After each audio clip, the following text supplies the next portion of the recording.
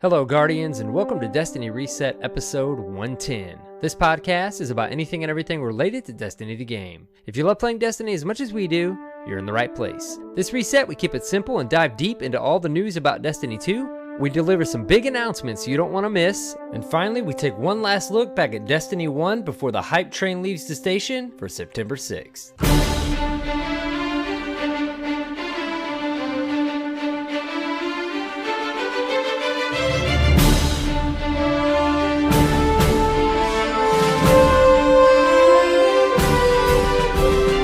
Hello, Guardians, and welcome. It's AER0KNIGHT, of course, and CyborgSasquatch is here with me. What's up, dude? Hello, hello. How's it going? It's going good, man. How are you? I am fantastic. I'm still at an uncontrollable, I can't even gauge level of hype that we'll get into this episode. Man. But, you know, I keep mentioning, I'm like at a hype numb. It's a fever pitch. It's a numbness. But anyways, man. I love it. How's your week been? How's your week been? It's been good. It's been very busy.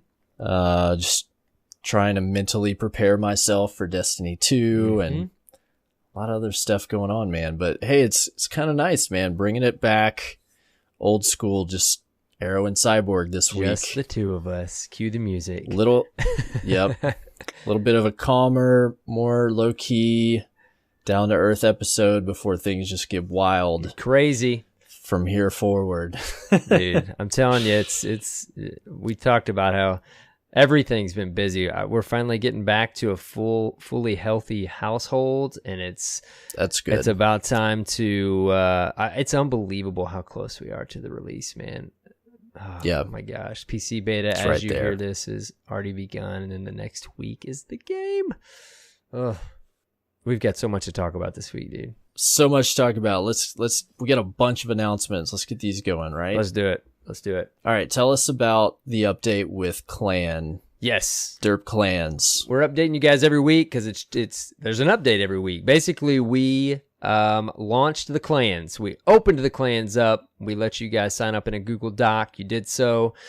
And now we have Destiny Reset, Destiny 2 clans that are out there and have members, leaders and members. But right now, as you're listening to this, Cyborg, are they closed or are they open? Are they open back up?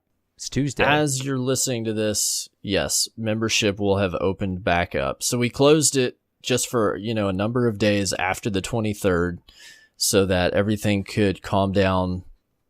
Technically, like there was some hang-ups for a couple days with the changes, but there's official Destiny 2 clans open now. I think everything seems to be functioning properly. And we're gonna have basically open enrollment open up Tuesday the 29th when you're hearing this episode. So if you signed up and you didn't get into the group before the transition, the time to do that if you want to be in before launch day is this week. If you're coming back to Destiny and you've been a member of the community in the past, this is a great time to come find a new clan, find a new home. We've had a number of people this week asking, coming back, say, I was in the original clan, I'm coming back. Like, what do I do? Where do I go? Where can people find the resources so that they can come join up, Arrow? Guys, go to the OG Destiny Reset Bungie.net group. It's the same one. It's the one that had the original clan tags. It's the one that has 1,600 plus members. If you go to the forum, that group is now officially a group. It's not a clan. Just a group. Yep. So if you go to that forum, it's, I believe, the Derp Welcome New Members Derp Fam Link Hub. There are actually links to the 6 clans that we've launched. Keep in mind, these clans, too, these new clans are console platform specific. So now there is going to be a sign-up sheet like we did a couple weeks ago so that you can go and you can see who is in which clans, because your ideal match, we want you to go find people that you've played with and you plan to want to play with again in Destiny 2. You get rewards together. Yeah, absolutely. So you may want to go through on your platform, your console that you're going to be playing on, and find those guys that you know or that you used to play with, guys and gals, and hopefully link up with them if you can. If not, if there's not anybody, all the groups are great. Yeah. I mean, I've been looking at all the clans, like there's just awesome groups of people in every single clan. So just pick one, guys. They're all going to be a great experience. There's super cool people in every single one of these clans. Like, I wish I could be in all of them. Well, no kidding. I don't remember if one of us said this last week, but it's so cool now because the sub clans, as you guys knew them, the Fellwinter and the Galleon, they're still out there, but they're actually going to be deleted. I just couldn't figure out on the new website how to delete them. But anyways, it's still, you'll see that the sub-clans, the clans actually now are named by color because that was easy. Our plan is the leaders will update that at some point in the future. But we mentioned this maybe last week, but it's so cool now because you're not in those clans just to be able to sport the tag. You're into them. That's right. To play You're together, in it to win it, get rewards. It's gonna be so cool, dude. Yeah, so we really only want you to join if you really like want to be an active participant and play with the people that are in the clan. You don't have to exclusively play with those people, but we want it to be an experience where you're teaming up with people in your clan and having that awesome reward system and the reward of playing with those people. It's not just a thing about having a tag anymore. We really want more out of our clans in D2. So if you've already got a clan, just join the group. That you're still welcome. Yeah. Just join the group, join the Discord. Keep in touch. You're more than welcome to be a part of the overall community. Anybody's welcome in the Discord. But if you need a clan experience and you want that and you want to be part of that social experience, we encourage you to join. Still always welcoming Derp Fam, however far you want to take it.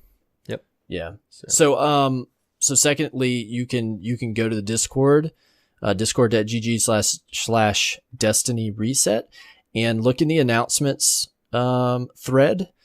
You will see in that channel the sign up sheet where you can go put your name in, where you'd like to see an invite, and clan leaders will be keeping an eye on those so they can issue invites after you sign up. Yes. Hey, I just got to say this before we move on to the next announcement.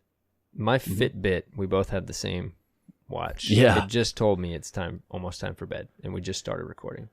I know. Isn't that funny how that works out? It's not the first time. Anyways. Mine went off like an hour ago. Yeah. Oh, boy. Here we go. Oh, man. All right. So that's clans. That is the state of clans as of today. Exciting. We've got some more details about what some clan stuff's going to entail in the news. Yeah. Tell us, you had an announcement about something else you're working on. Oh, dude. Okay. Derptage, real quick, guys. There's been some major progress made with the Derptage. I just want to let you know. Exciting. We tweeted out that we entertained the idea of getting some outside help to get this thing done, just because there's always so much going on. But there's been some major progress, and we tweeted out and asked you guys for any pictures, family Derp Fam pictures. You guys are awesome. So many, like, it's unbelievable how many there was a lot of pictures. So I won't confirm nor deny that has to do with the Derptage, but you pretty well have already put that together. I think it's obvious. Yes, it's gonna pull on some heartstrings. So I'm hoping we can get this out pretty soon.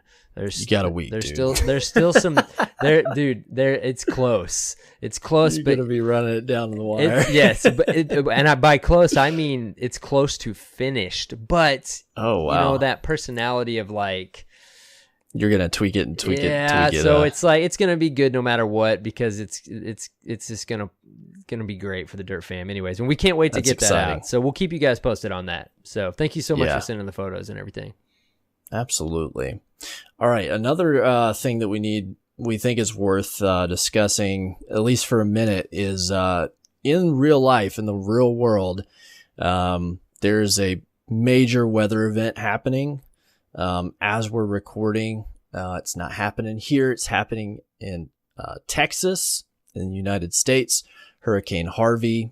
If you're paying attention to the weather or the news or just anything, this is a pretty significant and serious weather event that is taking place. And as we speak, there are people in the Houston area, and they are experiencing some serious flooding. And people are, as we speak, literally like in the Houston area, which is where the worst of this is happening. There's thousands of people waiting to be rescued, like holed up in their attics right now. Yep. Pretty serious event. Strangely familiar to what happened last year in Louisiana. The timing is very strange. I mean, this is like almost right at a year ago that this happened here, and it was different scenario, but the outcome is from what I'm seeing going to end up to be very similar. A very large metropolitan area with insane flooding and a lot of lives affected. So we just want to say from everybody in the DERP team and in the DERP fam, that our thoughts are with you. If you're affected, if your family's affected, we're paying attention. Personally, I'm praying for people there. Yes. And we've talked about this today. I think it's fair to go ahead and put it out there. Fight the Flood's coming back. Yes. And it's going to happen in a big way. It's very obvious that there's going to be a lot of support needed. So we're going to do what we think we can do the best job at, and we're going to bring it back. So without getting too far into that, just keep your eyes peeled. We'll make announcements when we can, but we're going to make this happen pretty quick.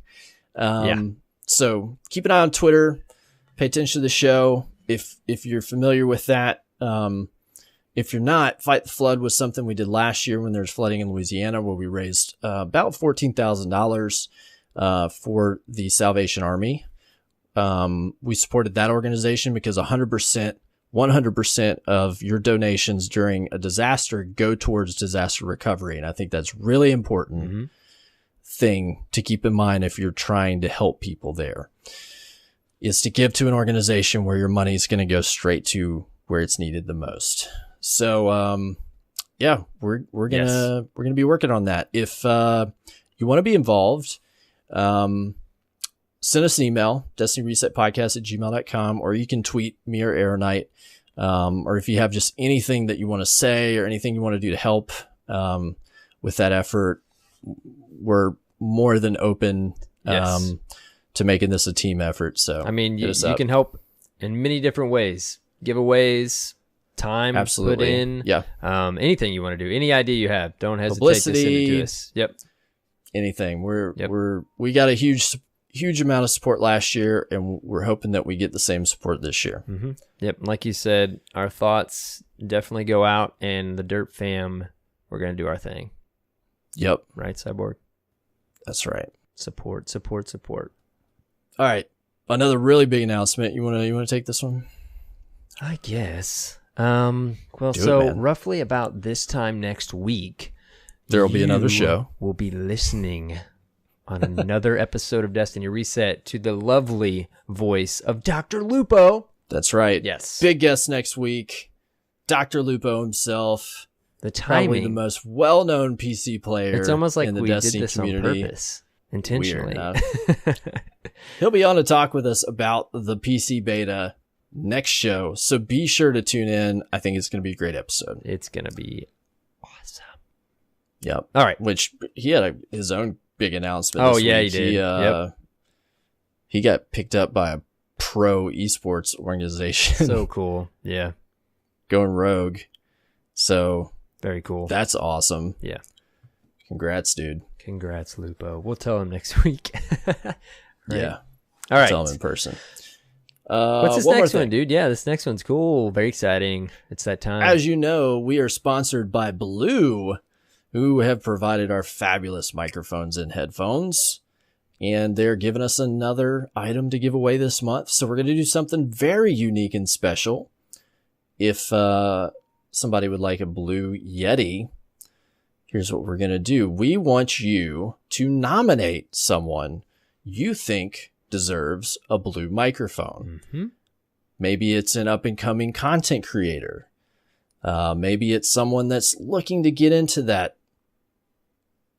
sort of thing. Maybe they're looking to podcast. We get those. Maybe they're already a content creator and they need an upgrade to their audio. Yes. You tell us. So we want you to think about people that you want to support. Nominate one person. You can either tweet us or email us with that nomination, and you've got to do it by Friday, September 1st, because we're going to give this thing away like next week. Yep.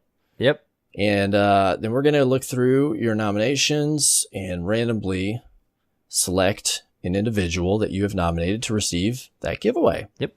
Tweet us at Destiny Reset. Email us, destinyresetpodcast@gmail.com. I love this. We've kind of done something similar to this before, but this is the Dirt Fam way. It's not just giving it to someone that emails us. They're nominating someone they think that's right should get it. I love it. It's fantastic. It's going to be fun. All right. One more thing, guys. Listen, there's alert. 2 layers. We already warned you a few episodes ago, but you are hearing it now. This is your first spoiler warning.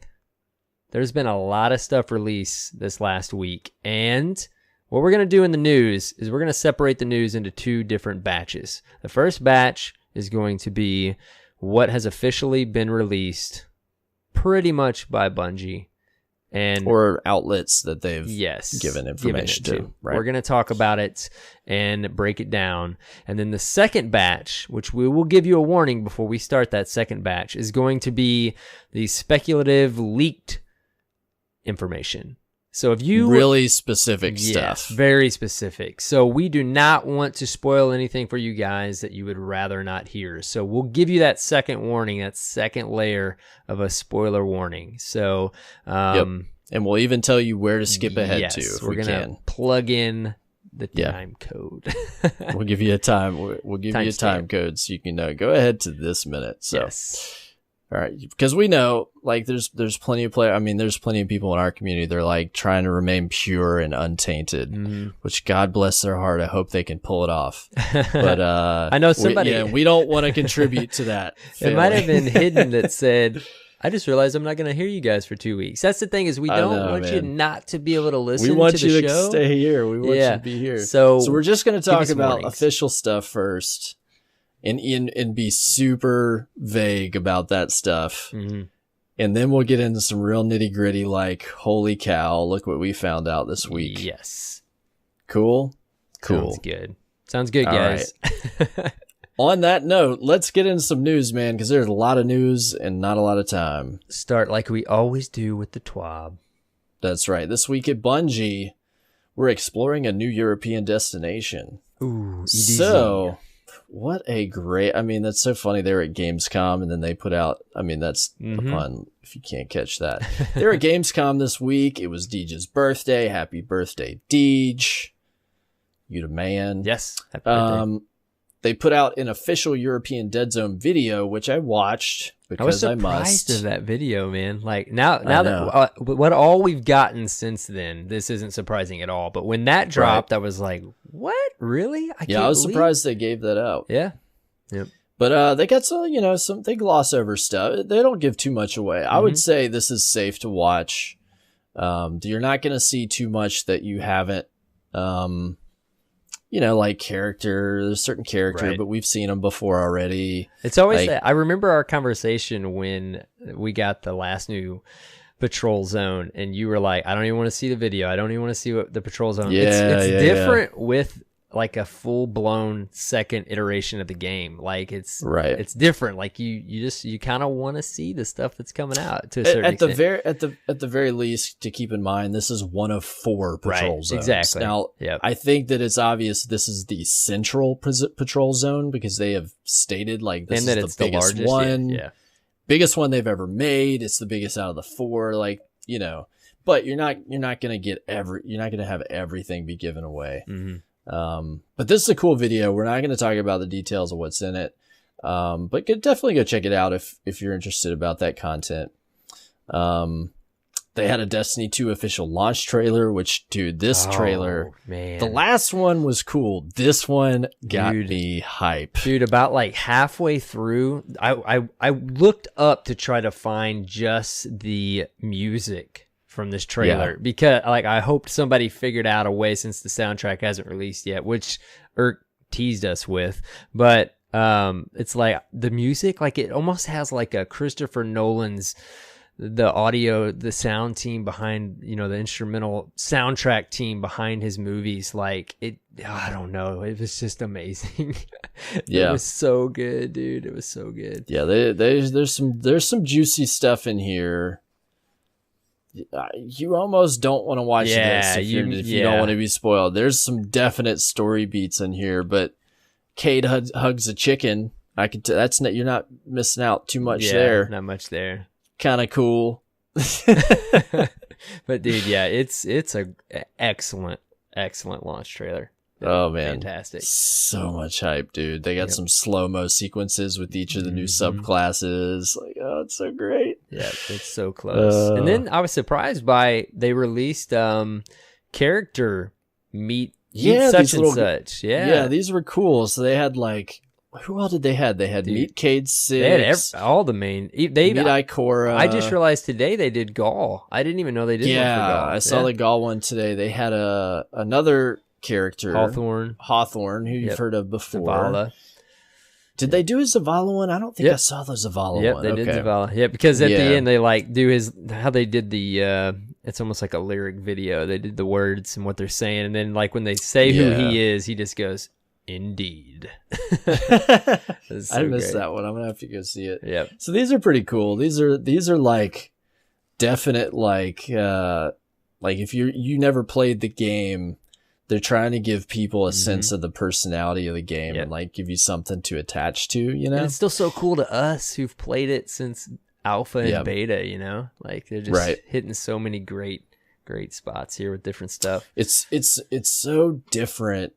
I was just thinking about this weekend. So this weekend I'm going grocery shopping, right? I'm cruising through, went on a specific search for Rockstar energy drinks and Pop-Tarts. I have yet to get those. I did find both at my local Walmart.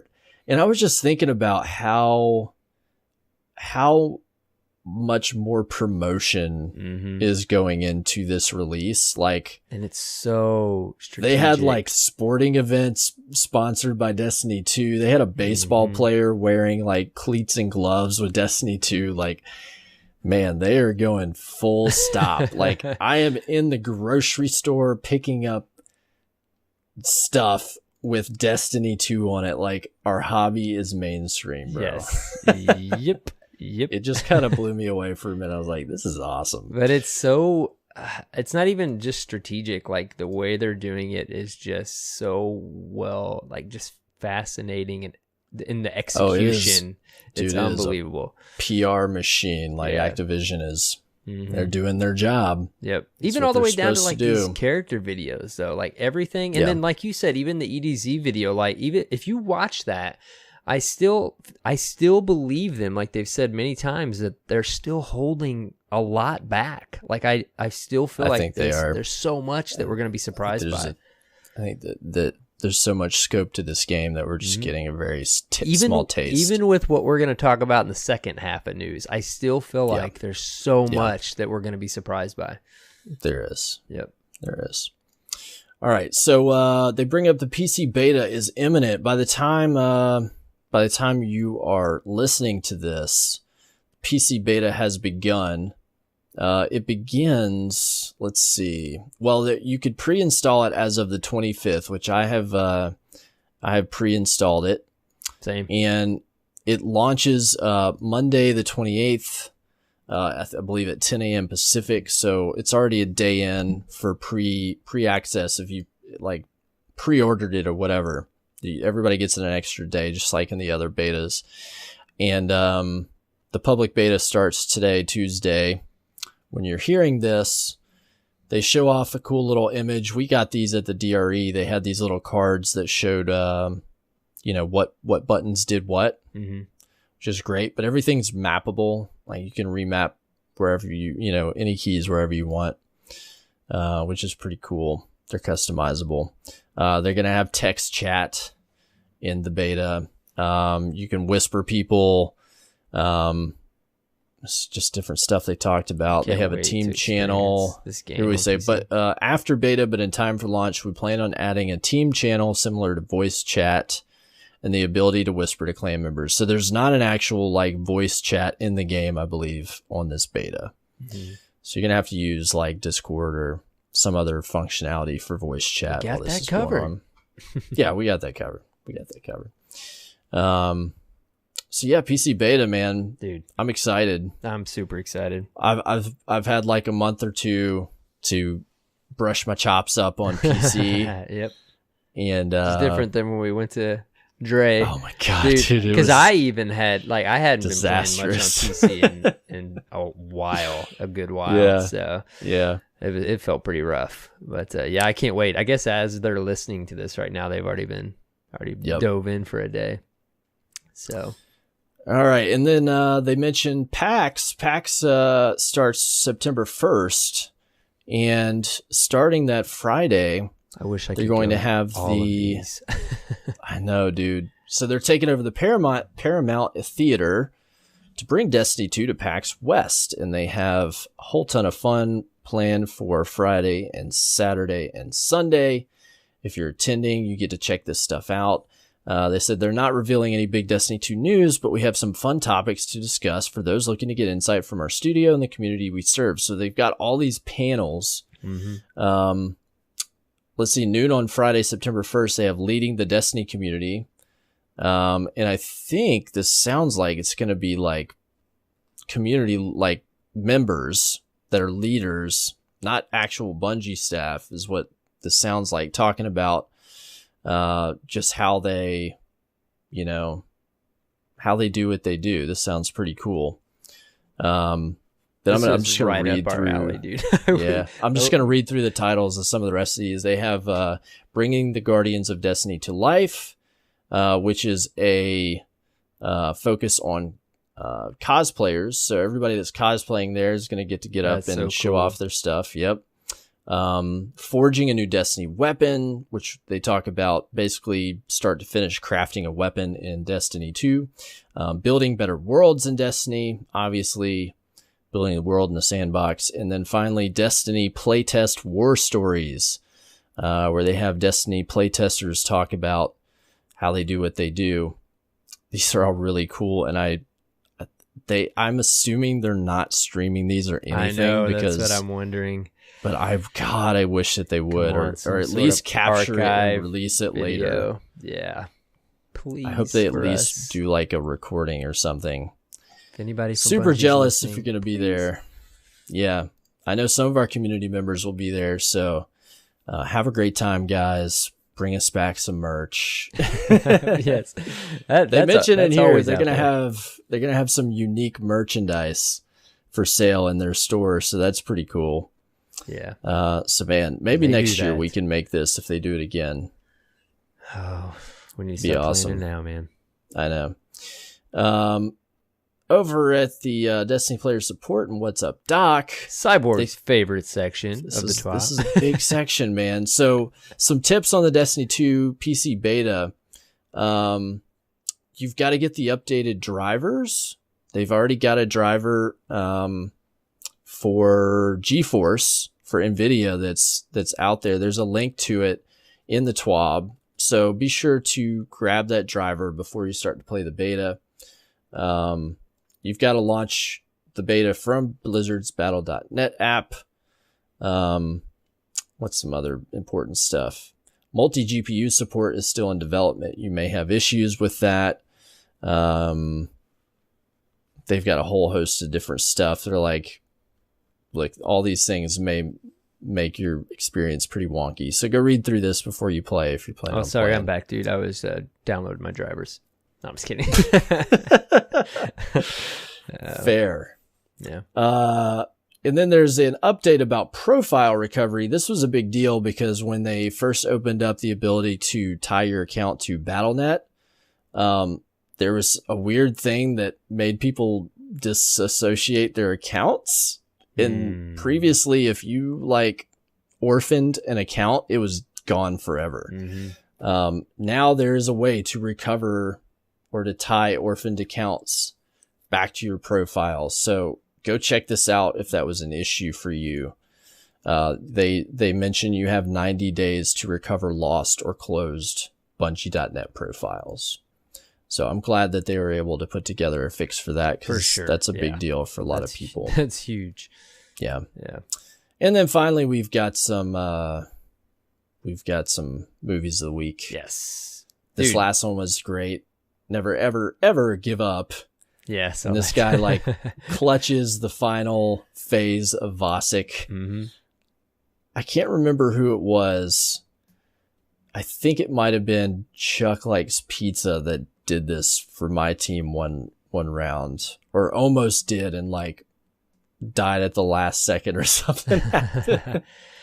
Yeah, dude, these other two are cool too. Light Eater, there was some cool Arc Strider combos in there, and then you guys got to watch his Farewell Destiny one.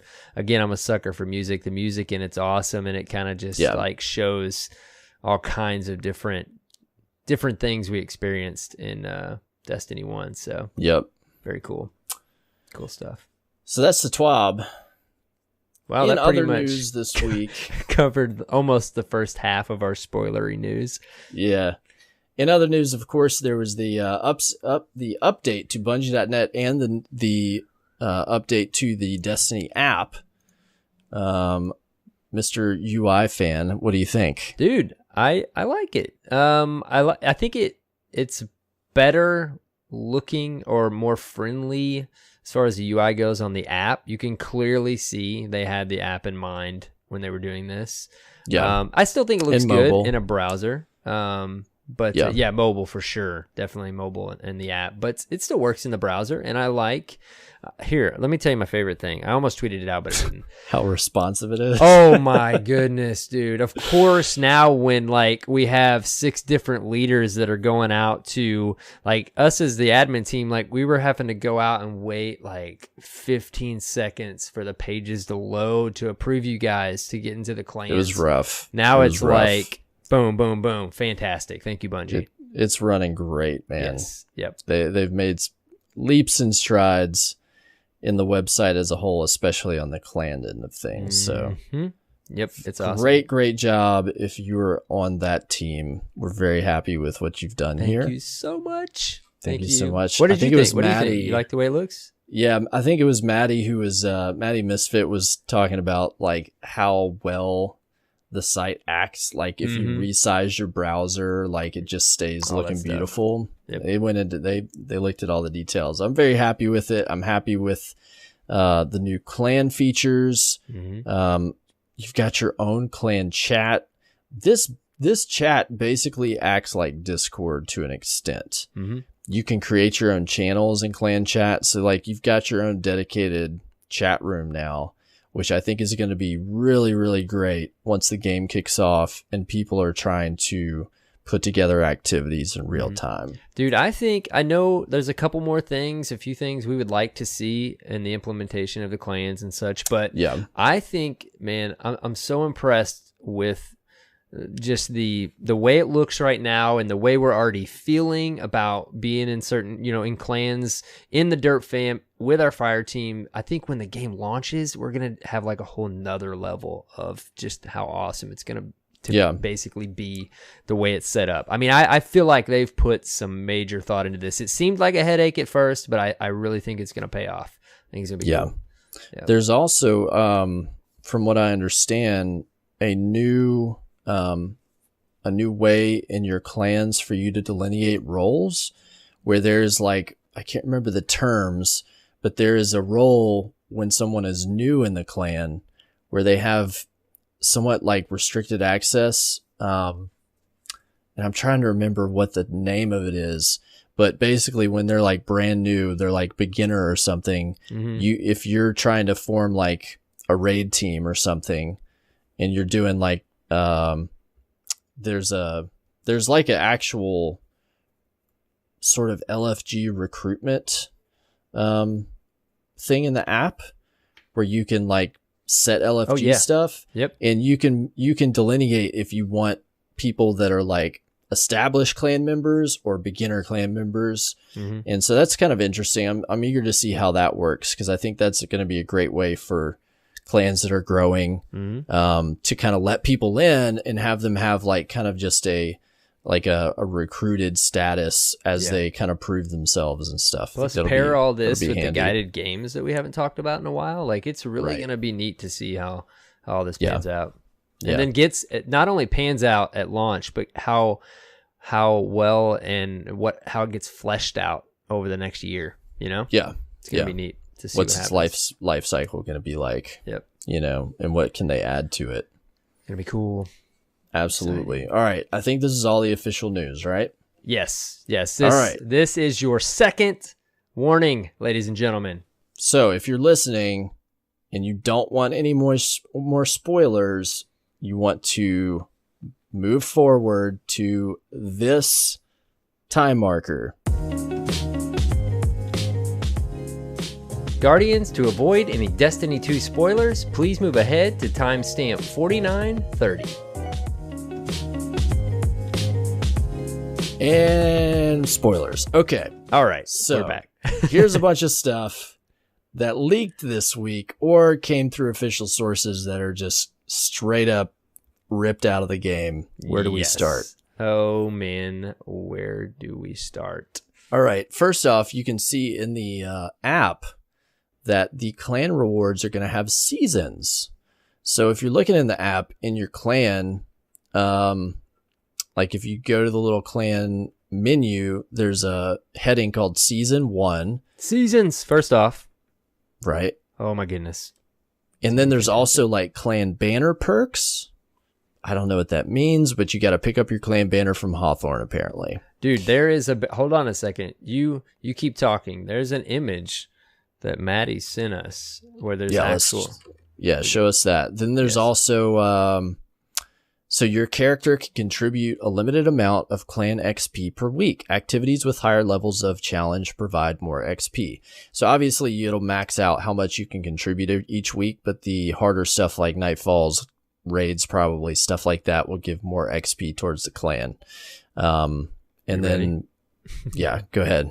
Clan banner, you get it from Hawthorne. So basically there's different tiers. As your clan levels up, this banner unlocks new clan perks each season. Gain additional glimmer when looting engrams.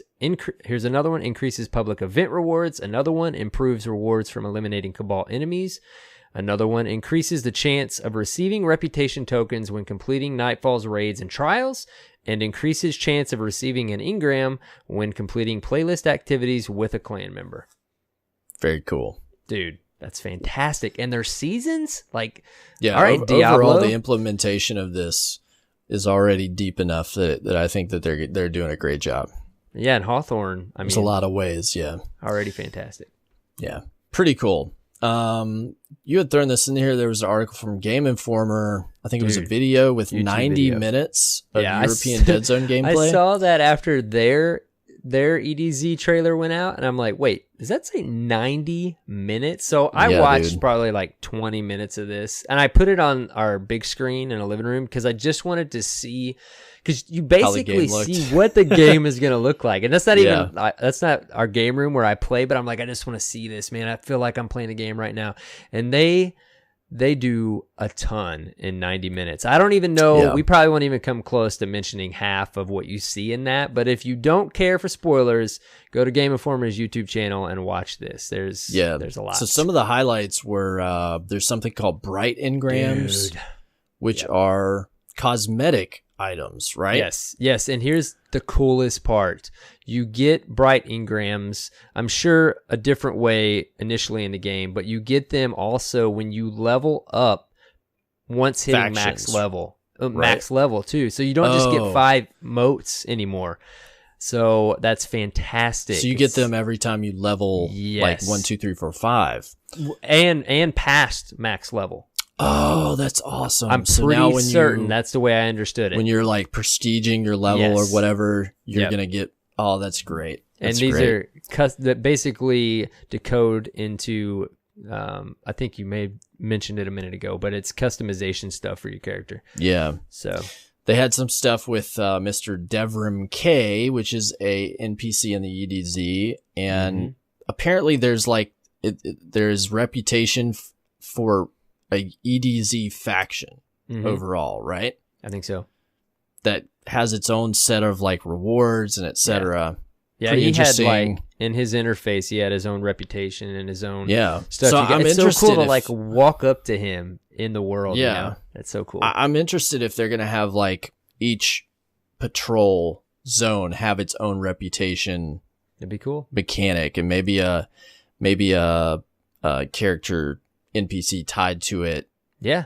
That give you like different rewards on each patrol. Like that'll make that whole experience really fun to dive into. You're exactly right, dude, because there's already so much, with the flashpoints, the lost sectors and all that. But now like you're saying, there's going to be an NPC hopefully associated with every patrol zone.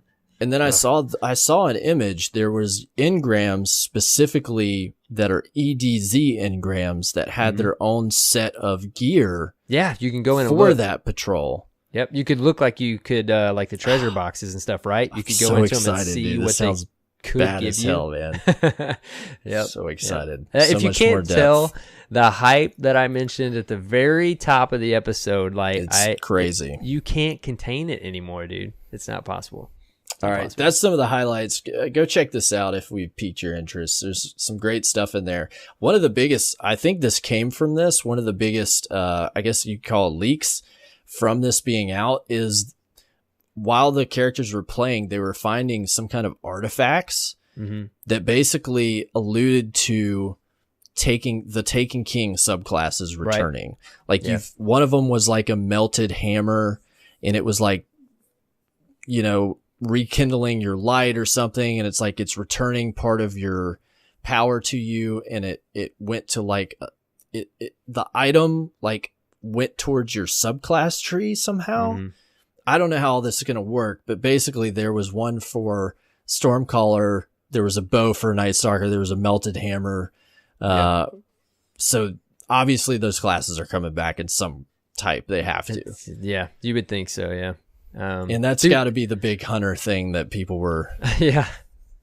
What are agents? What was that? The Edge article that had to be what they were alluding to. Yeah, you'd think so. Yeah. Big spoiler there, but there was exciting. There was some other stuff, and we're glossing over some of this stuff, guys. But I just saw today that there was, and maybe it was in that gameplay since I didn't watch it all. But there's like little portals that they were going through while they were playing, and it took them to like this. It's when they were like in the forest area of the EDZ, and it was taking them to like fallen teleporters. Yeah, okay, alternate like area. Yeah, it's very interesting stuff. There was a screenshot of a Titan wearing a CD0 feedback fence. Must be coming back. Ooh, different colors, yeah. And a new exotic, too, you'll see in that gameplay is called the Graviton Lance. It's a pulse rifle. Hey, very cool. Hey, yeah. Yep. A Dutch gaming website posted a preview of Destiny 2 on their YouTube feed. Here's some of the highlights. They played for 16 hours and got about 2/3 through the story. That time does include a bit of PvP and strikes, they said, and adventures. But that seems to make out to be a pretty meaty campaign, don't you think? Oh, yeah. That's got to be what, like 20 to 30 hour campaign at least? Fantastic. I'll take that, dude. Plenty of room. That's without patrols, and I mean, golly. Their opinion was Destiny 2 is not a grind fest. I love that. At all, it says. Yep. Progress is a lot better than in Destiny 1. You unlock different things at different levels. I'm kind of glossing over some of this stuff. The game looks stunning. The music is amazing. They had no complaints except for starting over from scratch. They had not played any of the end game, but were told, quote, the end game would unfold like a flower once you finish the campaign. Very delicate word choice there. Yes, it is. Love it. For a shooting game. So, and then I heard apparently the embargo on reviews lifts on the 5th, because I think last week they had a ton of media out playing the game to prepare coverage, and as of the 5th, all the embargoes lift. So cover your ear holes. Tuesday, September 5th, setting at work is going to be painful. My gosh, dude, it's gonna be a hard day. Yes. It's gonna be a hard day. And then one more leak this week. Well, 2 more. Yes. Pardon. We had achievements leak. That was a surprise. Honestly, I'm pretty pissed about this, because you told me that's the one the most for you, right? They can mask those. They could have been smart enough to cover those up. With games though, and it man. reveals so much. So, all right, this is big. It's a big one. There almost should be a 3rd spoiler warning. Yeah, skip ahead a couple minutes if you don't want to hear this. But one of them is alluding to the raid. The title is Belly of the Beast. Complete the Leviathan Raid. Which is such a great name. Tantalizing. And there's all that speculation about the raid now with Luke Smith wore it in May at the event, and then what he wore and this or that, and it's like, oh man, so much speculation. Yes. Yeah. We're not going to get any more into this. There's also an interesting thing called prestige difficulty. Oh, I was excited about that too, man. I guess you think that's taken this. The thought is that that's taking the place of heroic, but I don't. I'm wondering they've mentioned if it heroic, is a step above. I hope so, dude. Because now that I'm sitting here talking to you, they specifically mentioned that I've seen it in videos that patrols. What are the? Oh my gosh, I'm totally blanking. There's going to be heroic public event. Thank you, public events. Yeah. So heroic's still a term used. Yeah, so, they mentioned that there's a secret way in every public event. You complete a secret objective and it unlocks a heroic objective that gives you better rewards. And so heroic is still a thing. Yeah, so forget what I just said and what I had heard this week. Yep. So yeah, my hope is that this is a 3rd level of difficulty, which I think would be awesome. It's going to be so cool for the really dedicated players to be able to do that. And then take it another level and you get specific rewards for that. Blue will be on board for that. He's all about that very specific loot for dedicated hardcore players. Oh man. Yep. Very cool. Tickling our fancies. Dude, just to take just a brief second here talking about Patrol, I am almost one of the things I'm most excited about is us wanting to spend tons of time in Patrol. We've got to get Ignite on here to talk about hardcore Patrol. Sweats, yes. But dude, it seems like we're going to want to spend so much time in Patrol. Like I'm so pumped. So pumped. Yeah. All right, tell us about this last thing. Okay, dude. You caught more of this than I did. This one could be major speculation. I watched a video. I tweeted it out like a little bit before we started recording. I watched a video of More Consoles, and there was an image of the back of the actual game box. Apparently, guys, this is the only way that I know about this, so I don't know the validity of it, but it's coming from a good source.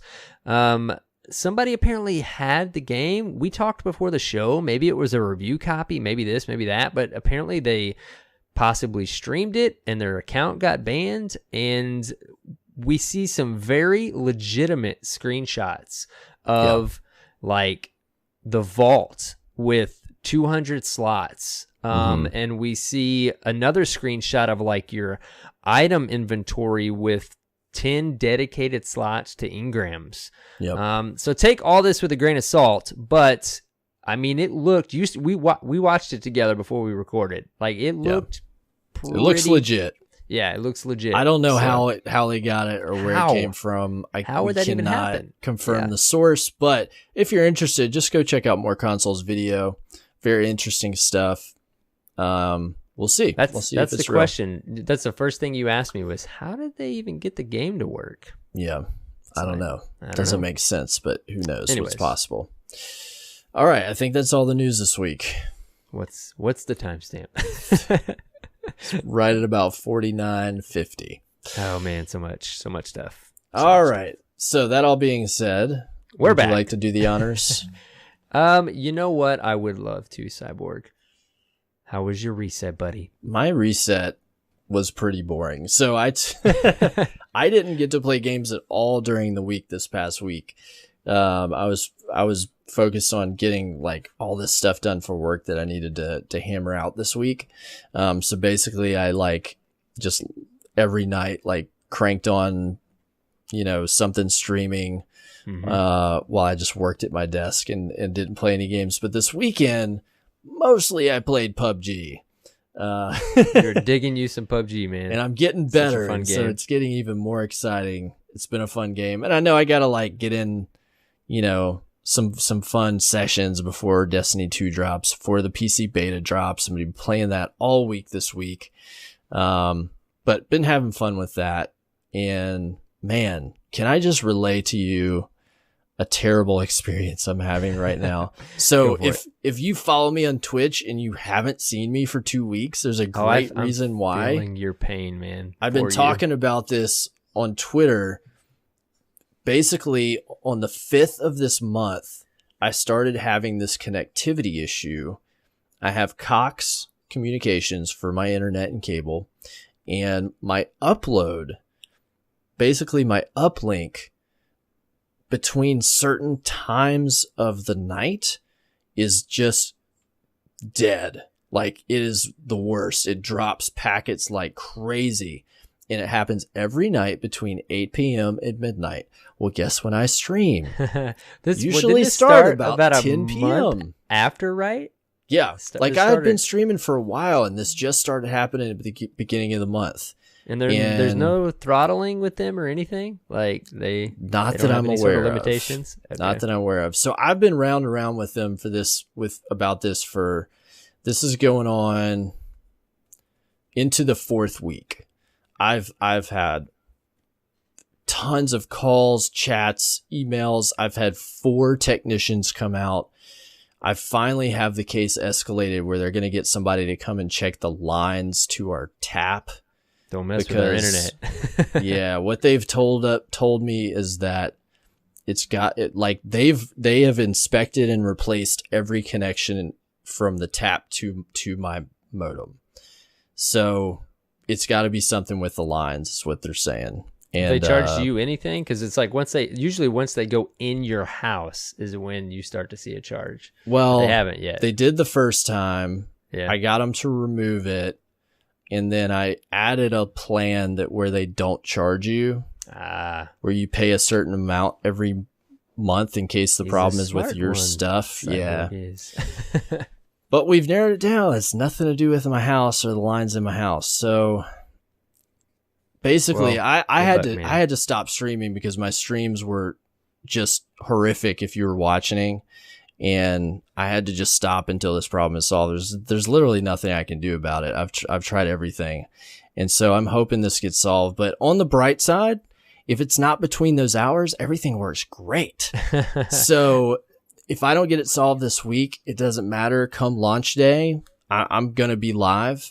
I just don't know if I'll be live like the moment it launches, but I'm going to be streaming all through that week during the day and stuff when I'm playing.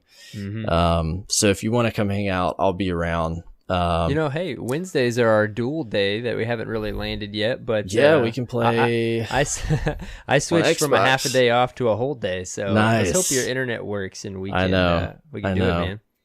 All right, dude, that stinks, we'll see. Man. I feel your pain. Like it's really a pain. Anybody that we play with in the fam or whatever, and they have troubles with their internet, it's just like, to be a gamer and have that issue, yeah, just stinks. Anyways, that's been an issue, but beyond that, I'm trying to just, be happy and not let it ruin my month.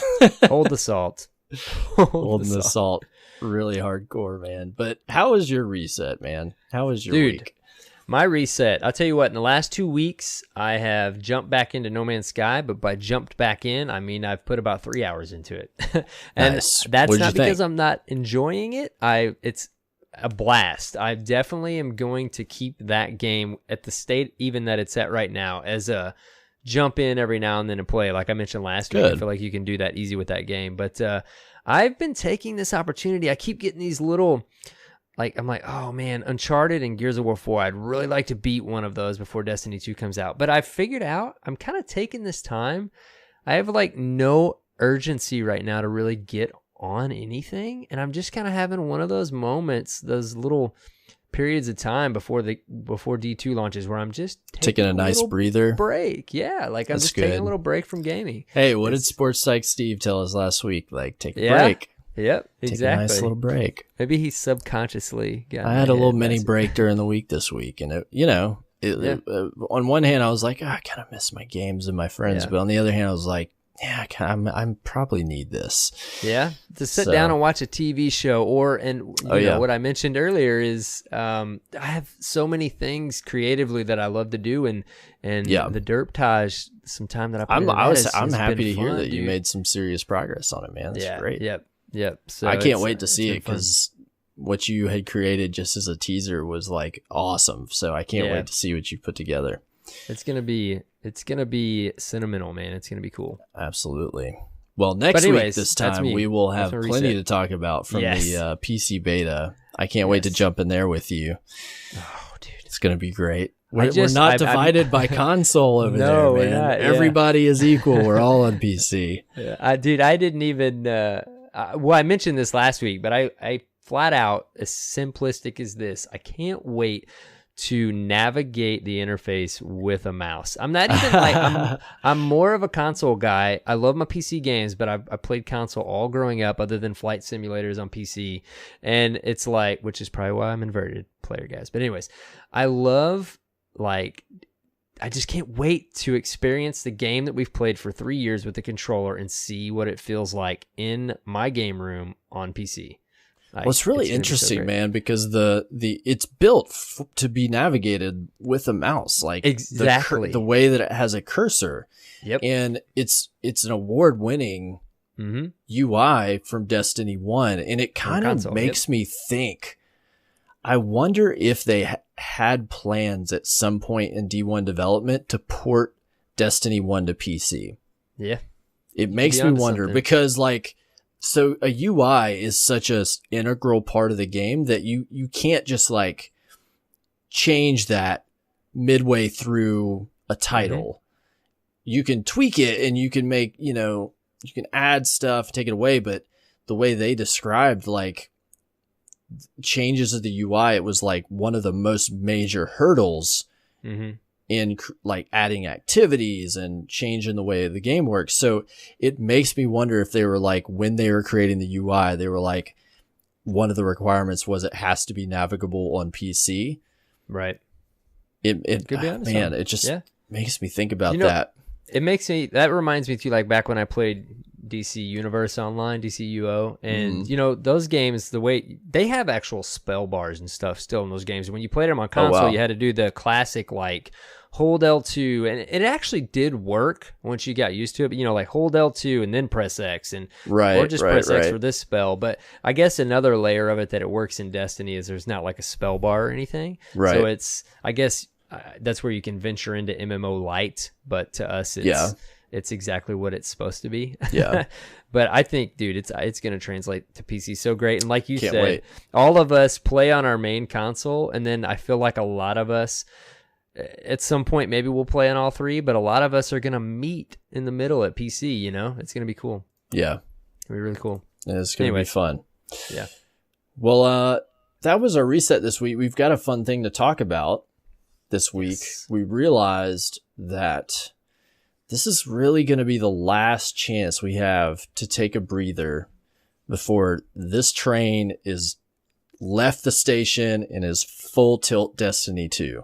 Tear of happiness and sadness running down my cheek. So it's the last time that we really have to dedicate to look back at Destiny 1, the things that we loved, things that we hated, the things that we wish we'd done different. Right. Let's take one final walk down memory lane. What do you say? Dude, can we just like take one moment here, and do we remember what the name of episode 1 was? Do you remember? Why We Play. Yes, dude. Yep. How long ago was that? So how appropriate is this? It's funny. We could just call it Why We Played.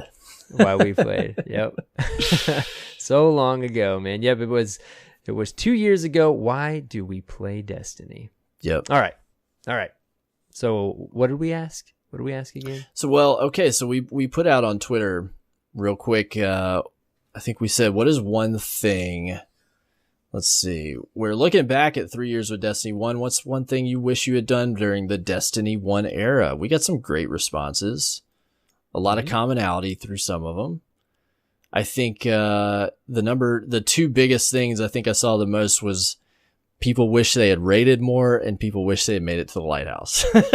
Yeah. Like the two biggest in-game activities from people that ended up like going on to raid and stuff. But I definitely could feel that if like people didn't get to do Vault of Glass or Crota in its heyday, they missed a little chunk of Destiny history, you know? Yeah, for sure. Those are like two big eras. But do you want to read some of these? You want to go through? Yeah. Do we want to? Do you have your own? Do you have your own? We can do. Let's read everybody's and then we'll talk about ours. All right, let's do it. Yeah. Okay. We'll take turns. Read this feed, guys. We're gonna start with I'm the Blue Ranger. What kind of tag? What kind of Twitter handle is that? Lame. Ready? Yeah. It says, I wish I hadn't listened to my teammate and bought the galley when Xur sold it in week 2. I remember him saying it's just a rocket launcher. Classic. So he wishes. Yeah, that is definitely a classic. Should have bought it. Got Laura A or Got Turkey said, I wish I would have raided. I didn't raid till halfway through year 2 months after joining the fam, or make a warlock. I didn't make my warlock till the very end of year 1. You can't believe I missed out on the master class for a whole year. Ooh. I'm glad you came around. Look at that. All right. At Sentinel Dad, our good buddy. He says, Flawless King's Fall. We tried, but it eluded me and that's a tough his one. buddy. Yeah. What is that? Conjunct maybe? So many times. That is a tough one. Definitely for sure. Bit Dead. I would have loved to go on to the lighthouse and completed more than 2 raids, plus be more involved in the community. You got Destiny 2 now, man. All right, let's see here. We've got Dropkick Hoonigan. I wish I had utilized LFG to complete more raid runs or found the Dirt Fam sooner. That would have been awesome too. Y'all rock. Thanks, buddy. Yep. Dark Hunter says, I wish I wouldn't have given up on Vanilla Destiny. I was so excited after its E3 reveal and was let down. I didn't play again until The Taken King. That was a big chunk right there. Yeah. A lot of people came back at The Taken King. That was a big turning point for this game. Let's see here. At Dom Dubs. Get Outbreak Prime and fire it even once. Oh man, it's not too late. Such a fun gun. I love that gun, man. Yeah, I never got that. All the raid guns. I think the raid primaries from Vault of Glass, King's Fall, and Wrath of the Machine, I think are like big highlights of like awesome gun design in Destiny. Like the King's Fall primary, I think is probably one of the most unique primaries and exotics they made in the game. Like the way it tied into the lore, the way that you earned it, the mechanic it had was just such a they knocked it out of the park with that design. Holden Court says more trials with the Derp fam indeed one time. Getting better at PvP was inspired by the fam and wish I could have put it more to the test. There's gonna be plenty of time for that. Destiny 2 Holden Court. It's not too late. It looks like a couple of specific weapons mentioned. At Chuck Olympic says that he never got his Doctrine of Counterbalance, and Wielding Hammer never got his longbow. So those are very specific things. I know, man. Everybody's got that white whale, you know? Yep. the Rick Moranis says he wish he never finished Wrath of the Machine. Man. Gotta get in there, buddy. It's not too late. Such a good raid. Yep. Steven Luongo was never able to do a completely blind raid. He's got a big chance coming up, man. But yeah, I wish you'd have been able to do that too. Oh, here at Geardad 316s, he says, "I wish I had started on day one." He's a taken tot. Oh, the taken tots. They're so precious. Yep. But they've earned their stripes now, man. Yep. All those guys, they're still legit. And then what we'll do, let's do one last one. Muddling through. Wish he'd have been able to do the first Queen's Wrath. I'm a casual gamer and did not have a high enough level to complete it. I think you had to be like a level, maybe like 25 or 26, I think, to do it. Mm-hmm. Something like that. It seems so weird, dude, because it seems so long ago, but it doesn't seem that long. I don't. It's just one of those things. 3 years ago, you know. Yeah, it's like we've been playing the game for so long now, but it doesn't seem like it. I guess it's a long time, but then it's not a long time. Like 3 years for a game. It all has to do with scope, you know. Yep. But all right, so those were some of the replies. Thanks everybody that replied. There's some big regrets there. And thank you guys. You know, I was just thinking after like looking at all those replies, dude, the Destiny community, like the Destiny community going into D2 is going to be strong. Mm-hmm. Like there's so many people that have like these specific instances of things they wish they had done in Destiny 1 that they're going to bring into D2, and everybody's going to be like raring to go. They have communities formed now. Like the experience for so many is going to be so much better because they're going into the game with a community. Like Destiny 1 was different that you had to go and find it. Like I didn't even really find the start of a community until like Crota's Inn, which was like December, like 2 or 3 months into the game it took. Yeah. And I missed a lot real life buddies. Yeah, I LFG'd a lot, man. Yeah. Like I didn't do Vaulted Glass like till like, I don't know, like October, November. Like I'm just looking forward to the strength that the community has going into this game is going to amplify the experience for so many people. Oh yeah. But then we're all going to come in well trained by the way Destiny 1 was laid out, but at the same time we're gonna still have these experiences. Something's gonna be sold somewhere, something's gonna be this or that, and then we're gonna be like, oh, we didn't get it. I know. It's gonna be, that's all part of it, man. But it's awesome. You know, like there's just a lot of veterans now, and there will be veterans to take those new players under their wings and like show them the ropes and make sure they pay attention to the right things. Like it's going to be great. It's going to be a great time, but it is, man.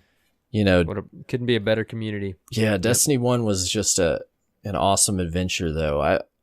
I learned a lot, you know, about the game. I learned a lot about community, and man, it's such a great experience. I would love if we could drop into that experience the first week of Destiny and just experience the state of that game. Because I often think about, you know, if we went back to our old episodes and what we've forgotten about. You know, we've had like reminiscent episodes where we talk about, but there's so much we've forgotten about. More than I remember. Yeah, absolutely. And like the way that we played that game daily and how different it was. Yeah.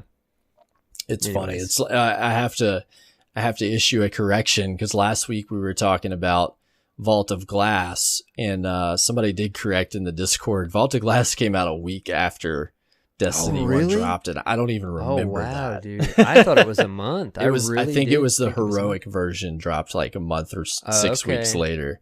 Dude, I hope they give us at least 2 weeks. I know, man. I'm really they've thought everything else through. I'm really hoping for the next week. Yeah. Which, you know, I don't rush for that anyways, but I just don't want anybody to feel like they have to rush, you know? Well, I really want to at least try a world's first attempt. Like just to try the competitive nature of it. And so I'm hoping for that reason that we need a little more time. A little more time to experience stuff beforehand. We'll see though. But even if we weren't trying to experience the whole story, we would still need more time. I mean, we can't put that much in that quick. I know. You know? But now we're trying to experience a whole new iteration of the game. Oh, we'll see. But looking back, man, what do you have some things that you wish you could have done or you would have done differently in years 1 through 3 of Destiny? Yeah, man, like I instantly go back to one we've already mentioned several times. I've got a few, but I definitely would have liked to have ran one of the raids blind up to this point and to have already experienced that. Yeah. I really wish I could have done it with Vault of Glass, but that was so early on, man. But I'm okay with not having done it yet, but I'm really going to try. You've sold me on it so much. I really want to try to do it. Try it, man. With Destiny 2. Try to make it happen. It always turns into a timing thing, right? It's like you said, I got to get my crew together. I've got to just, try to make it happen. It's a big commitment. Like it's a upfront commitment that you have to line up ahead of time. Yeah. And then work towards making that happen. I think that's what the big barrier is for people, is like you have to actively seek for that to be a thing. Yeah, to make it happen. But then if you miss your window, you miss your window. Yeah, the whole group has to, because for me, like when we're in a normal work week, normal life, like I may be on, when Destiny 2 launches, it'll increase for a bit, but on a normal work week, I'm on a couple nights a week for a few hours. So to get ready that fast to go in blind, it's a challenge, not the challenge of it itself. It's a challenge lining it up, so I really do want to try to do it. But that one's kind of an obvious one. Another one I love, and this is always a hot topic right now, but I loved the Grimoire of Destiny, and I still want to and probably will, but I never fully dove into that like I really wanted to. There's just so much there. It's not in game. Yeah. But and then another thing probably would be I never fully, except to get my Grimoire above 5,000, I never went ghost hunting and just intentionally ghost hunting to have that experience of seeing parts of the universe, the world building, that I may have not noticed otherwise. I did, some of that here and there just unintentionally, but to actually go out there, I always remember when you told me you went out and did it you see things because you're just kind of at a casual pace looking for ghosts, and you see parts of the world that you normally just breeze right by. Oh, absolutely. Yeah. There, you just see little details that they built in that you never would see if you weren't looking in these strange corners. Yep. It made it fun. Yeah. Yep. Anyways, that's my few. What about you, Those are good ones, man. I think I wish that I had found community sooner. Because I think it would have made my experience a lot richer. I wish that we had been able to start our community sooner. Oh yeah, man. Can you imagine experience like Vault of Glass and stuff? But it's tough because you don't know, our community may not have been that great if we had created that soon. I think part of what initially made our community so cohesive and grow is we were able to take this group of people that some had bad experiences in other places. Some had knowledge nonetheless. Right? Yeah. Some had never had community and found us first, but the knowledge of people knowing what they wanted out of a community made our community strong from the get-go. You know what I mean? Yep. So it's almost like maybe it would have been completely different beast if we had tried to start it day one. Yeah. So we have to take that into account, but I just wish that we had the fam from day one, Right? Yeah. Dude, yeah, because my experience a few months in, it usually ended up pretty smooth, but I always LFG'd on Bungie's website. I didn't even use LFG website that much. Yeah. And I had my spreadsheet I made, man, and I would go in with, every now and then with some friends in real life, but a lot of the times we weren't on at the same time. So I had LFG and started Atheon and then work backwards, and it's so weird to think about playing the game without the fam, Yeah. Absolutely. Yeah. So that was one thing. I think another thing I wish that I had done differently was to have focused more on PvP earlier on, because for the first 6 months of Destiny, I completely ruled that experience out and discounted it and missed a lot of crazy balancing in PvP in year one that would have been fun to play. Because I missed the Suros. I waited a little bit too. I missed the whole Suros world of Destiny. But that's one thing I know I'm doing different in Destiny 2 because I'm going in like a much more experienced PvP player. I know I want to play it. I'm going to have a ton of fun there. So that will obviously be a different thing for me, and I'm happy about that. What else? I think beyond that, you've done everything. No. Now that we're at the last squeeze, I'm not going to be able to complete everything I wanted to complete. Like I wanted to 100% this game through and through, and I just hadn't put in the time the past few weeks. And now I literally have 1 week left, and I wish that I had spent just a little more time in there knocking out those last objectives. I think I'm going to fit in enough to get the last achievement I need. And that'll probably have to be it. Yeah. But so I can live with that. You're talking extended achievements, right? Because I got my platinum. Well, I have the last achievement I don't have is fully unlocking a hunter subclass. Oh, that's right. Yeah. So I gotta I'm gonna get that one, and that's probably it. I don't think I've completed all the DLC achievements, but I got my platinum, and it's actually my first platinum, which I think I've mentioned before. So I'm completely content. Literally out of all the achievements, that's the last one I need, and I'll have them all. I'm not going to end up 100%ing the truly 100%ing the book, the Age of Triumph book, but I can live with that. It's okay. I got that's okay. Just about every other thing done in this game. Dude. So we're good. Yep. I'm ready to go. I'm totally fine with throwing Destiny 2 in my console. But man, it's been such a great game to play, and it's had so many twists and turns over the development and the community. It's been such a rewarding experience no matter what, that I'm happy that we all had this game together. It was really fun to play. Man. And we gotta be careful. We're going to hit tears before we get to... I'm going to try not for any real feels here, but just take a moment and think about all the value that you got out of this game and the experience. It's really, really unique, and it's truly, I think, the end of an era of time. It's truly we're reaching the end of a remarkable time that, when 3 years from now, when we're into Destiny 2 and maybe Destiny 3 is coming out, or we're in like a whole new world that we can't even predict, we're going to look back at these first 3 years as like the creation of an awesome community and hobby. And we'll look fondly back at this time, and dude. Everything will look a lot rosier. You're so on to, what you're saying is exactly right, man. Cause I think Davis shot us that article from Kotaku, but it's so easy. That got me thinking about this, man. Yeah. It was 3 years. Hamilton that posted that? Yeah. 3 years of covering Destiny.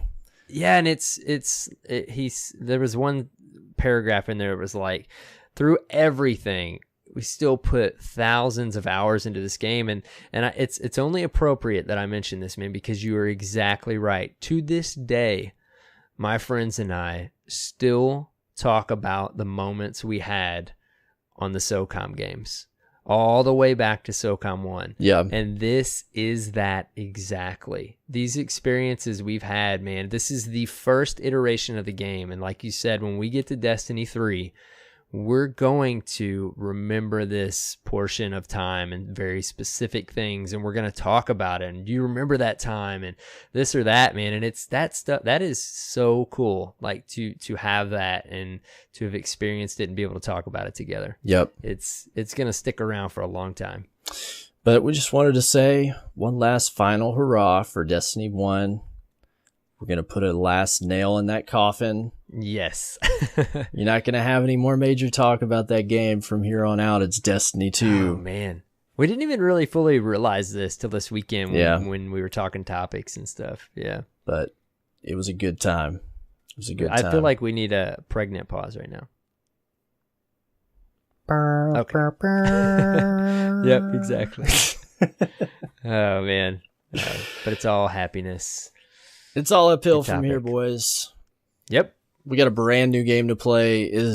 September is going to shape up to be amazing month. I can't wait for what we're going to discover. It's going to be fun. Get ready. Hold on to your buttocks. Yes, we think it's already started, which it has, but it is about to really start. Yep. Come September Waterfall's going to unleash. We've got ourselves a tattoos ticket this week. Mr. Them's Tattoos wants to give us a bit of a reminiscent look back on Destiny 1 trials and looking forward to Destiny 2. Let's go ahead and take a listen to that.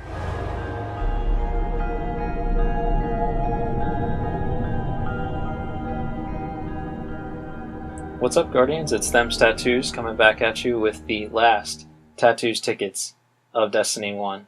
It's been a great couple of years, guys. I'd just like to thank everybody that's played with me over the last 2 years in the clan, and thank you to Arrow and Cyborg for having created such an awesome community for us and putting out weekly content. You guys are great. Thank you for also letting me share some thoughts and tips on the podcast. I can't thank you guys enough. So some quick housekeeping before we get into what I want to talk about today. I'd like to congratulate Cyborg on his Twitch affiliation. That's really awesome news. I can't wait to tune into some streams and see some shenanigans. I'd also like to thank Jay Howard for giving me some tips and some encouragement over the last week or two with my art. You guys heard him a couple of weeks ago on the podcast talking about the DCA. I think that's a really awesome thing to be a part of.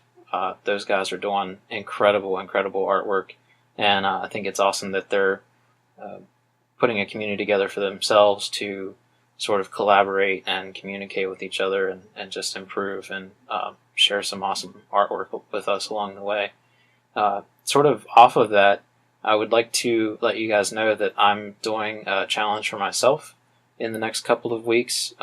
I've been a tattoo artist for 6-7 years now, and I've been sort of rusty lately. I want to get back into drawing and inking. I really enjoy it.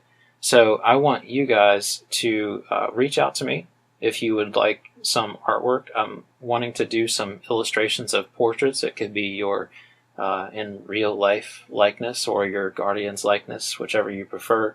And you can send that to me. If you'd like, you can DM me on Discord or Twitter for more information. I'm not looking for any sort of commission or compensation. I just want to get some practice and be able to give back some cool art, hopefully, to you guys. So reach out to me. I'm Them's Tattoos on Discord and Twitter. So let's get into it. It's been a long, interesting, and fun ride for Destiny 1. I'm honored that I got to play with so many of you guys. Thank you all, whoever's played with me over the years. And thank you to PAX for being my trials buddy for the last, I can't even remember, and helping me and the other community members of the clan to get some of their first lighthouse runs and trials. It's been an awesome experience, and you guys are always fun to play PvP with, no matter what the mode. And I'm looking forward to jumping back into some PvP in Destiny 2 with you guys. What I want to talk about today is some final thoughts about trials and generally the PvP for Destiny 1, and some hopes maybe for Destiny 2, and potentially some things that you can translate between the two to get some practice or to continue your growth from Destiny 1 into Destiny 2. Trials has always been an awesome experience because we get, a couple of solid hours to really sometimes get super sweaty with our friends and sometimes just have fun. Play, Triple Titan with Garrison and a pink shader with Terry and Arrow on stream. And there's so many great memories from Destiny 1 that I'm always going to cherish. And I'm looking forward to making even more in Destiny 2, hopefully.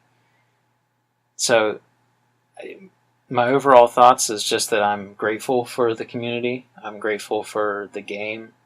It's really been a huge part of my life over the past couple of years, and creating some content for you guys and really just having fun with friends.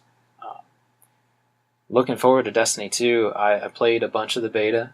I played as much as I possibly could that week, as I'm sure a lot of you guys did as well. It does feel different in a lot of ways, but similar in a lot of ways too. So I think there will be a couple of things that will translate.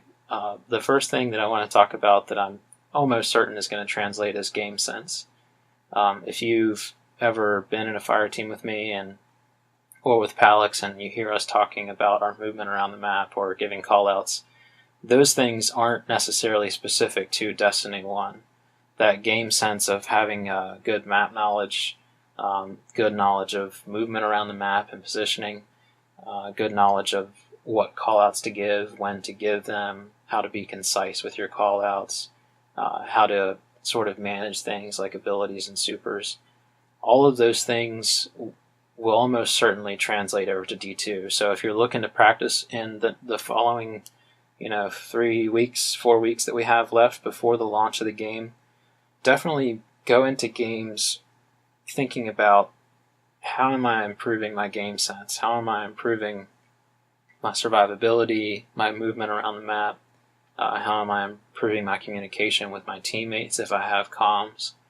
And those things are going to benefit you in the long run, especially moving forward into D2 and any other game, really.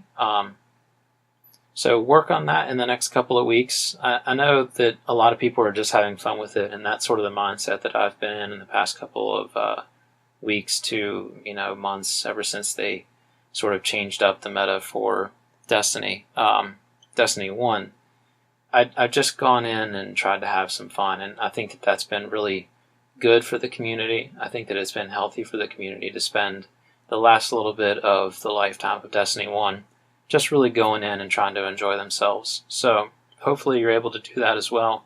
It'll be it'll make the time go by faster, hopefully, so we can get to Destiny 2 as quickly as possible. One other thing that you want to focus on looking forward and moving forward is just understanding the meta shifts and the different balancing. Some people might have gotten caught up in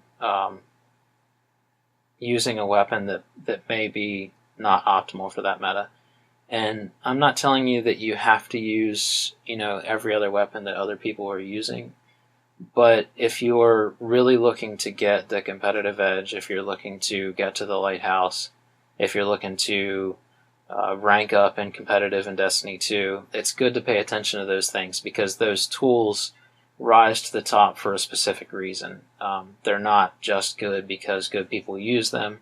Sometimes they're good just because the balance is a certain way, and hopefully it doesn't stay as defined as it was in Destiny 2. I know that Bungie has really expanded their team, and they're looking to put a lot of effort into sustaining Destiny 2. So I'm hoping that we get more often balances just to keep that out of the concern of the majority of the community, because at the end of the day, I do like using specific weapons, and even if they're not very good at that particular time and balance, they're still some of my favorite weapons. Hawkmoon in Destiny 1 is still hands down one of my favorite hand cannons in the game, probably one of my favorite primaries in general, and it wasn't always good.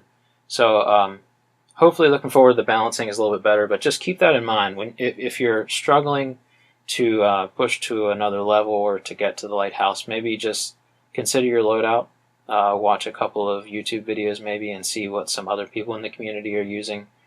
Those types of tools and adjustments can really do a lot for your game, and it's not necessarily something you have to spend a lot of time on. It's just a little bit of research and changing up your playstyle to get comfortable with those weapons.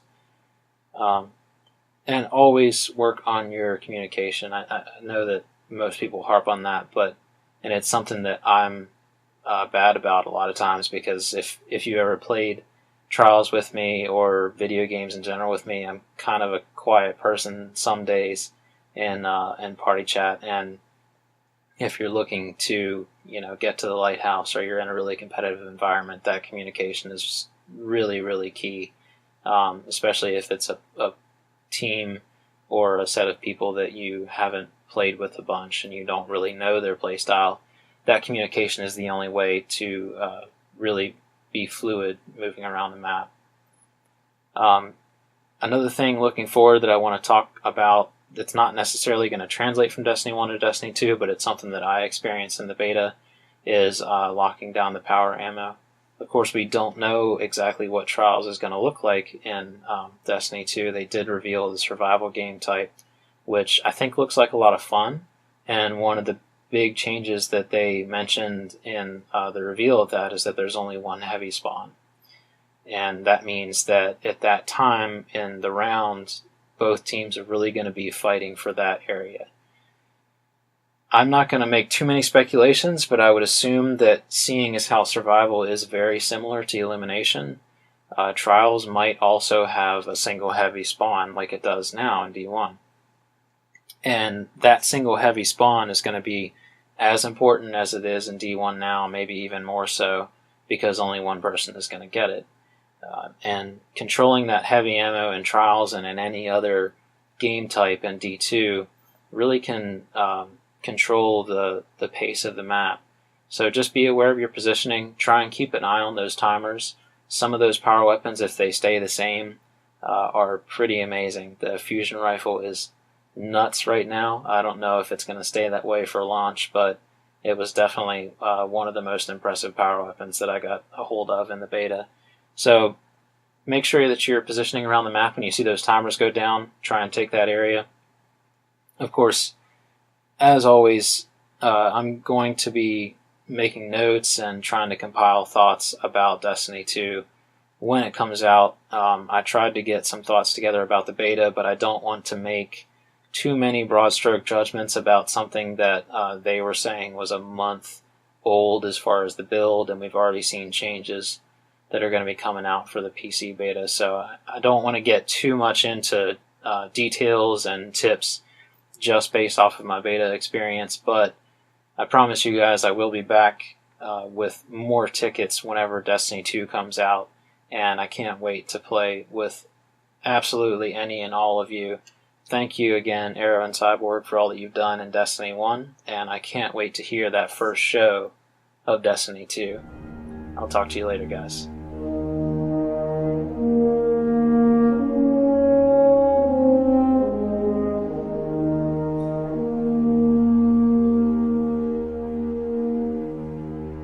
Well, thank you, Tattoos, for another awesome Tattoos tickets. I always enjoy listening to these, man. He's got just such a great viewpoint on PvP, such a level-headed dude. But thanks for doing another one to wrap up Destiny 1, and definitely looking forward to more of these when we move into Destiny 2.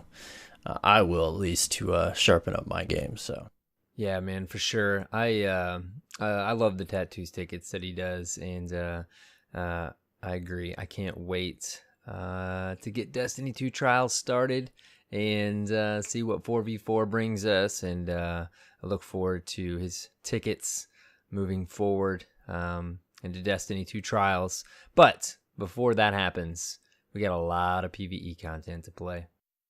All right, man. Well, you ready for some Derp Fam discourse? I am. And we got a great email this week. Yeah, you want to read it? Yeah, it's from Doug. Subject, Destiny 2 character creation conundrum.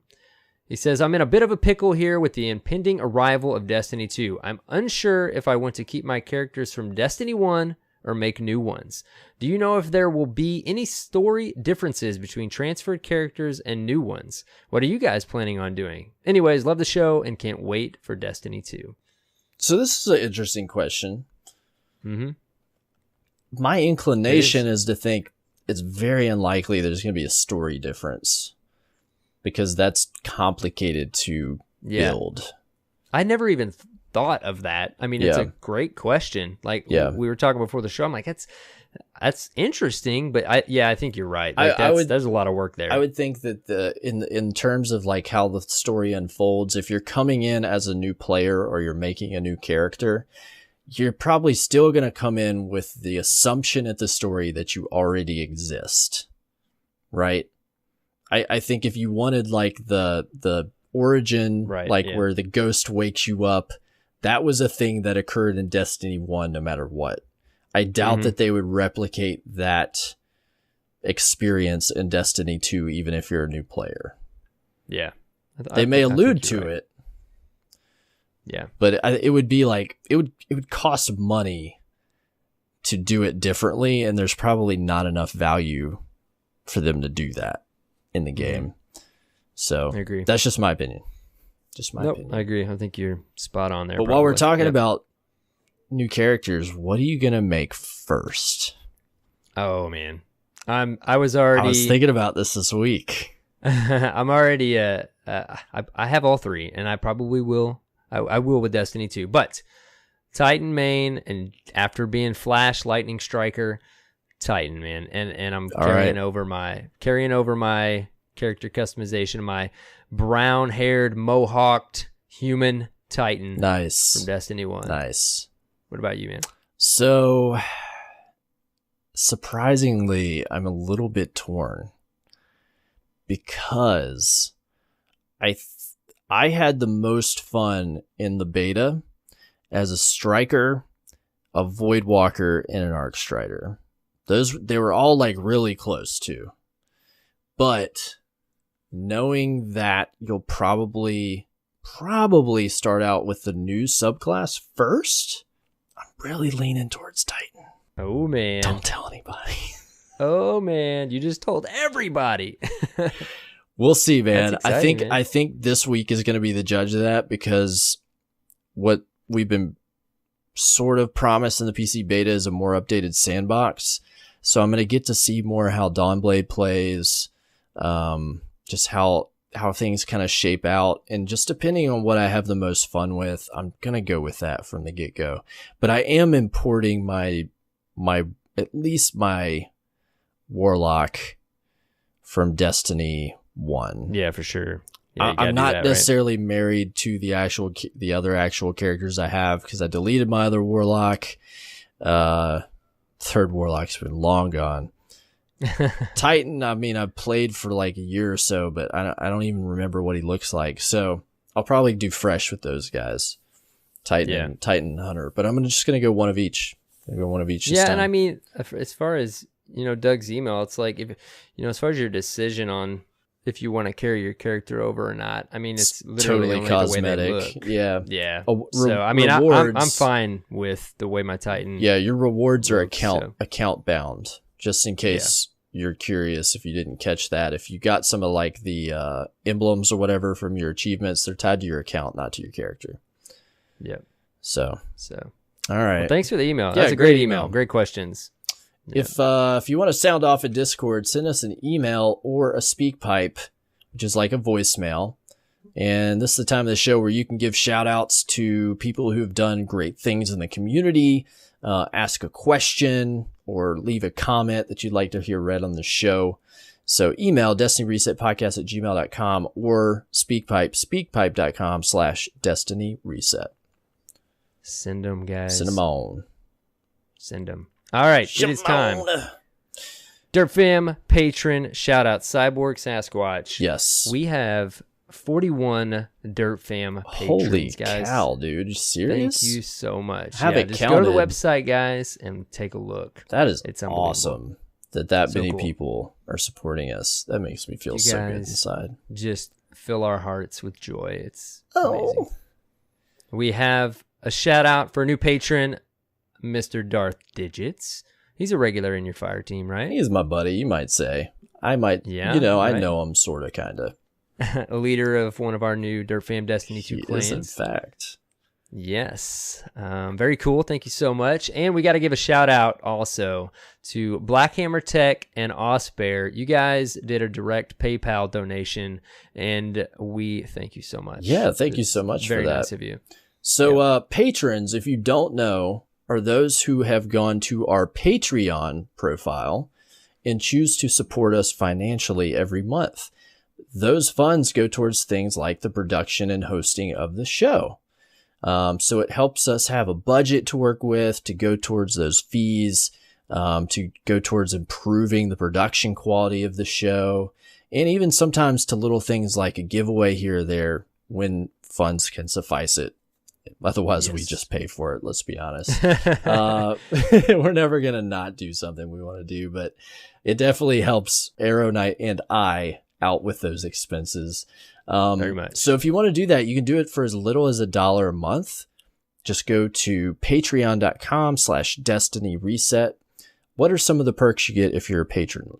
If you are a Derp Fan patron, you get a custom Twitter banner. You will get, it's in the works, you get your name on our website, your gamer tag. Nice. Definitely, if you become a patron, check your messages after you do so, because we will ask you for your exact gamer tag. Yep. And what else do they get? Early access to a periodic extra show, non-Destiny related, with Arrow and I. You'll get first access to that. It eventually will come out to the public, but you'll get to hear it first. Yes. Oh, and don't forget, you also get a shout out on the show. Yeah, yes. Obviously. I skipped right over that one. And then finally, if you don't want to use that platform, that's cool too. If you just want to do like a single donation to help us out, like Black Hammer Tech and Osbear did, you can just send us some money via PayPal. There's a link and we thank you on the website. Thank you very much. Yeah. The support is unbelievable, guys. We really do thank you. It makes a significant difference for us, like on the real. Like, people participating in this Patreon has made a really big difference for us, and so we cannot thank you enough. Yes. All right. I think that's all. It's been cool. Just I love having guests on, man. But just to, like you said early on, to have a OG Cyborg and Arrow show. Cyborg and Arrow. Arrow and Cyborg. 100 years. Arrow and Cyborg. Just a little Rick and Morty there. All right, man. Where can people find you? You can find me on Twitter at the Arrow Knight. On Twitch and YouTube, it's Arrow Knight, and usually trying to stream on Fridays and Mondays with the occasional Wednesday. When Destiny 2 hits, I'm hoping to make that schedule a regular thing. What about you, dude? Very good. You can find me at CyborgSasquatch on Twitter and Twitch. When my internet is functional, you'll see me live Tuesday nights, Wednesday nights, Saturday nights, and probably a whole lot of days when Destiny 2 drops. Go drop me a follow. I'm also an affiliate. If you'd like to subscribe, that's awesome. It goes towards helping me pay off this expensive PC that I bought. Finally, you can find us at Destiny Reset on Twitter or DestinyResetPodcast.com, which is your source for all things DRP, including links to subscribe on your podcast app of choice. Subscribe. Do it. That was my best Tropic Thunder impression, where he said, survive. I want you to subscribe.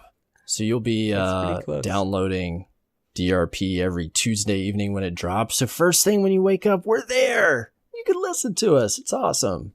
Hi, it's us again. And then look, go join our Discord, because this is a really important time to be there with D2 dropping. We've got a ton of value in there. We're always talking about the game. We've got PC, Xbox, and PlayStation channels. We've got a spoiler-free general chat room. We've got a spoiler chat room. We've got an other games chat room. What else do we have? So many chat rooms. There's like 1,600 people in there. Oh, there's not too many channels, but there's just enough to make it run smoothly. Just enough to make it work. So come and join us. That's discord.gg/Destiny Reset. Well, there you go. All right. Cyborg. Yes. iTunes reviews. We got another one this week. We've got to give a thank you and a shout out to PK45218. Holla. Thank you so much for the constructive, nice review. Thanks for listening. Yeah, if you listen on iTunes on an Apple device, please go leave us a review. It helps us get seen by more listeners. We thank you. Thank you so much. All right, man. All right, dude. It's getting close, and guys, we already mentioned it, but check out you definitely want to check us out the day of release, because I think my buddy and I will be streaming some Destiny 2. Oh yeah, it's so close. All right, man. Until next week, have fun playing Destiny, and take care, Guardians. Subscribe.